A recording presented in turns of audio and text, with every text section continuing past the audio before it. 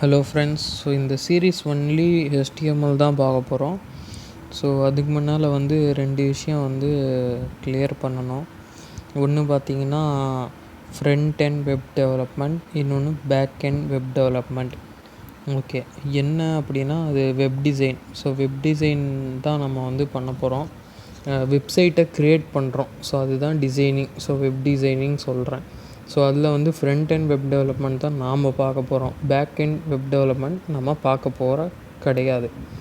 So இப்போ இங்கே ஒரு வெப்சைட் இருக்குது, joyoshare.comனு. இந்த வெப்சைட் உங்களுக்கு விஷுவலாக தெரியுது இல்லையா? ஸோ இதுதான் வந்து ஃப்ரண்ட் எண்ட் வெப் டெவலப்மெண்ட். அதாவது நான் ஒரு யூஸர் இந்த வெப்சைட்டை வந்து யூஸ் பண்ணுறேன் அப்படின்னா, இந்த வெப்சைட்டை வந்து நான் யூஸ் பண்ண முடியுது, இதை கூட நான் இன்ட்ராக்ட் பண்ண முடியும், கொடுக்குற ஆப்ஷன்ஸ் என்னால் கிளிக் பண்ண முடியுது, இங்கே கொடுத்துருக்கிற இந்த ஆப்ஷன்ஸ் எல்லாம் என்னால் பார்க்க முடியுது, அதை ரன் பண்ண முடியுது. ஸோ இது எல்லாமே வந்து ஃப்ரண்ட் எண்ட் வெப் டெவலப்மெண்ட் அப்படின்னு சொல்லுவோம்.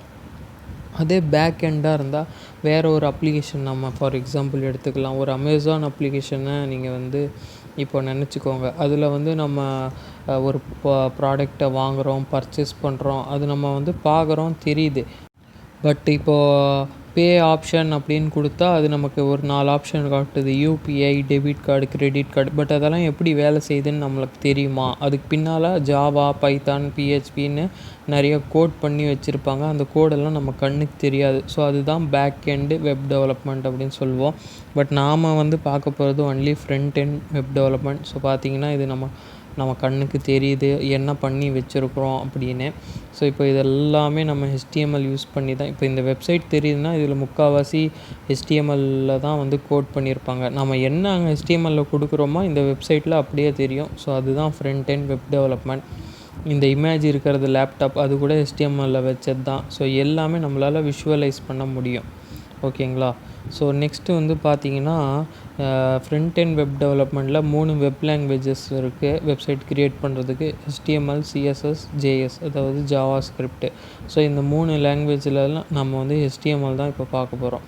HTML அப்படிங்கிறது ஹைப்பர் டெக்ஸ்ட் மார்க்கப் லாங்குவேஜ் அப்படின்னு ஒரு டெஃபினிஷன். இதோட யூஸ் என்ன அப்படின்னா வெப்சைட் க்ரியேட் பண்ணுறது தான். இவ்வளோ நேரம் அதான் நான் உங்களுக்கு முன்னாலேயே சொல்லிட்டு இருந்தேன்.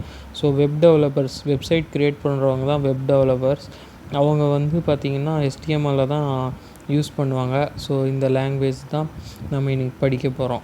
ஸோ இதோட யூஸ் என்னென்னா வெப்சைட் க்ரியேட் பண்ணுறது, அதாவது ஒரு ஸ்ட்ரக்சர் கொடுக்குறது வெப்சைட்டுக்கு. இது ஒரு ப்ரோக்ராமிங் லாங்குவேஜ் கிடையாது, அதை நோட் பண்ணிக்கோங்க. இப்போது HTMLல வந்து நம்ம பேராகிராஃபு, லிங்க்ஸு, ஹெட்டிங்ஸு எல்லாமே நம்ம கொடுக்கலாம். ஃபார் எக்ஸாம்பிள் இப்போ இங்கே ஒரு இமேஜ் கொடுத்துருக்குறேன்.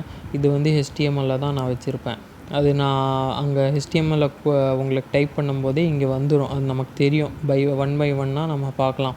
இப்போ இங்கே கொடுக்குற பாயிண்ட்ஸ்லேருந்து எல்லாமே HTML தான். பட் பேக்ரவுண்ட் கலர் இதெல்லாம் வந்து CSS யூஸ் பண்ணி டிசைன் பண்ணியிருப்போம். ஸோ நெக்ஸ்ட்டு வந்து பார்த்திங்கன்னா அனாட்டமி ஆஃப் HTML எலமெண்ட். HTMLல ஒரு எலமெண்ட் இதுதான் ஃபுல்லாக. இது எலமெண்ட் எப்படி இருக்குன்னா, இது P டேக் யூஸ் பண்ணியிருப்போம், இது பேராகிராஃப் டேக். ஓகேங்களா? HTML இஸ் மார்க்கப் லாங்குவேஜ்னு கொடுத்துருக்கோங்க இல்லையா, அது கண்டென்ட்டு. ஒரு எலமெண்ட்னா ஒரு ஓப்பனிங் டேக் இருக்கும், ஒரு க்ளோசிங் டேக் இருக்கும். நல்லா ஞாபகம் வச்சுக்கோங்க. ஒரு சில டேக்கு அந்த மாதிரி இருக்காது, செல்ஃப் க்ளோசிங்னு இருக்கும். பட் இப்போதைக்கு இது பாருங்கள், ஒரு எலமெண்ட்னா இருந்தால் ஓப்பனிங் டேக், க்ளோசிங் டேக் இருக்கும். ஓகேங்களா? இப்போது ஒரு ப்ரௌசர் எப்படி வேலை செய்யுதுன்னு பாருங்கள். இப்போ ஒரு ப்ரௌசர் இது இருக்குது அப்படின்னா, நான் ஒரு google.comல போய் joyoshare கொடுத்தேன் அப்படின்னா, அது ஒரு ரிக்வெஸ்ட்டாக joyoshare சேவ் ஆகிருக்கிற சர்வருக்கு போகும். அந்த சர்வர்லேருந்து எனக்கு வந்து இந்த வெப்சைட்டை எடுத்துகிட்டு வந்து என் ஸ்க்ரீனில் வந்து காட்டும். ஸோ இது இப்படி தான் வந்து ப்ரௌசர் வந்து வேலை செய்யுது. வெப் ப்ரௌசர் கொடுக்குற ரிக்வெஸ்ட்டை வெப் சர்வருக்கு எடுத்துகிட்டு போய் ரெஸ்பான்ஸாக நமக்கு திரும்ப கொண்டு வந்து நமக்கு டிஸ்பிளே பண்ணுது. ஓகேங்களா? ஸோ இவ்வளோ தான் பேசிக்ஸு. ஸோ நெக்ஸ்ட்டு நான் HTML சின்டெக்ஸ் தான் போட போகிறேன். அது நீங்கள் பார்த்தீங்கன்னா உங்களுக்கே இன்னும் நல்லா புரியும். ஸோ இந்த வீடியோ புரிஞ்சிருச்சு அப்படின்னா கமெண்ட் பண்ணுங்கள். நெக்ஸ்ட்டு வந்து பிடிச்சிருந்துச்சு அப்படின்னா லைக் பண்ணுங்கள். அப்படியே உங்கள் ஃப்ரெண்ட்ஸ்க்கும் ஷேர் பண்ணுங்கள். HTML படிக்கணும் அப்படிங்கிறவங்களுக்கு இந்த கோர்ஸ் ரொம்ப ஈஸியாக இருக்கும். HTML ரொம்ப ரொம்ப ஈஸி, ரொம்ப இன்ட்ரெஸ்டிங்காக இருக்கும். ஏன்னா நம்ம வெப்சைட்டை வந்து டெவலப் பண்ணுவோம். ஸோ அதனால் மறக்காமல் வீடியோஸை ஃபாலோ பண்ணுங்கள். Thank you guys.